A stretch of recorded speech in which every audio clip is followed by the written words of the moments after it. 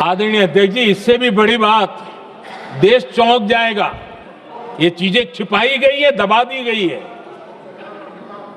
कहीं भी बांध बनता है तो उसमें एक मैकेनिज्म होता है उसकी सफाई का, डीसिल्टिंग का। उसमें जो मिट्टी भर जाती है, बाकी घास वगैरह आकर के भर जाता है तो उसकी कैपेसिटी कम होती है, तो उसकी सफाई के लिए यानी इनबिल्ट व्यवस्था होती है। नेहरू जी ने पाकिस्तान के कहने पर यह शर्त स्वीकार की है कि इन बांध में जो मिट्टी आएगी, कूड़ा कचरा आएगा और बांध भर जाएगा, इसकी सफाई नहीं कर सकते, डीसिल्टिंग नहीं कर सकते हैं।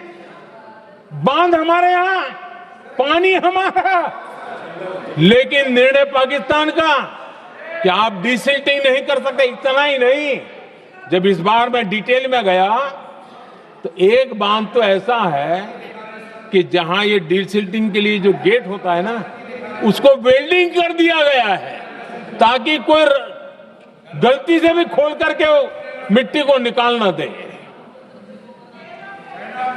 पाकिस्तान ने नेहरू जी से लिखवा लिया था कि भारत बिना पाकिस्तान की मर्जी अपने बांधों में जमा होने वाली मिट्टी साफ नहीं करेगा, डीसिल्टिंग नहीं करेगा।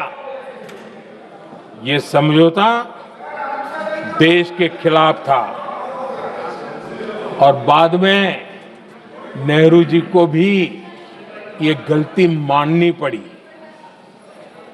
इस समझौते में निरंजन दास गुलाटी करके एक सज्जन उसमें जुड़े हुए थे।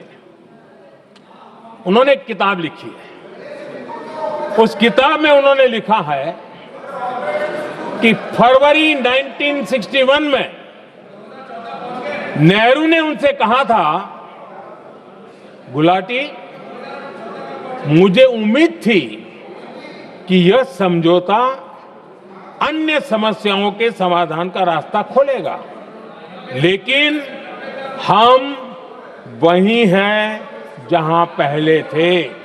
ये नेहरू जी ने कहा। नेहरू जी केवल तत्कालिक प्रभाव देख पा रहे थे, इसलिए उन्होंने कहा कि हम वहीं के वहीं हैं, लेकिन सच्चाई ये कि इस एग्रीमेंट के कारण देश बहुत पिछड़ गया, देश बहुत पीछे चल गया और देश का बहुत नुकसान हुआ। हमारे किसानों को नुकसान हुआ, हमारी खेती को नुकसान हुआ। और नेहरू जी उस डिप्लोमेसी को जानते थे जिसमें किसान का कोई वजूद ही नहीं था। यह हाल करके रखा था उन्होंने। आदरणीय अध्यक्ष जी, पाकिस्तान आगे दशकों तक भारत के साथ युद्ध और छद्म युद्ध, प्रॉक्सी वॉर करता ही रहा।